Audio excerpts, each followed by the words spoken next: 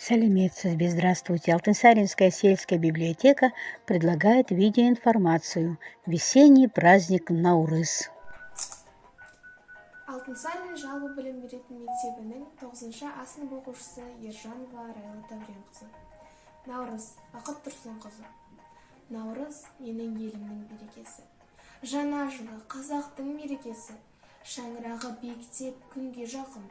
Ұланға еркерісін керегесі. Қымбат білген адамға сөз өнері. Бұрқысар қайтып қайнасын көжелері. Жаңа жылда елімнің көркі өсіп, гүлге толсын, көгеріп көшелері. Наурыз құтты болсын. Наурыз теперь в Казахстане будут праздновать 10 дней, с 14 по 23 марта. И этот период называется Наурзнама. 14 марта Курусукуна Амал Мерекесы. Люди радуются, что пережили зиму, прощают друг другу прошлые обиды и желают здоровья. 15 марта Кайрымдыккуна. Этот день посвящен благотворительности, милосердию и добрососедству. 16 марта Мадениет Жане Ултук Салдастуркуна. Посвящен культуре, искусству и национальным ценностям. 17 марта Шанрахкуна. Этот день направлен на популяризацию наших семейных ценностей, вопросам нравственного воспитания. 18 марта Ултук Киимкуна направлен на популяризацию национальной одежды. 19 марта Жанарукуна день направлен на продолжение традиции весенней посадки деревьев. 20 марта Ултук Спорткуна. Этот день направлен на проведение различных соревнований и турниров по национальным видам спорта.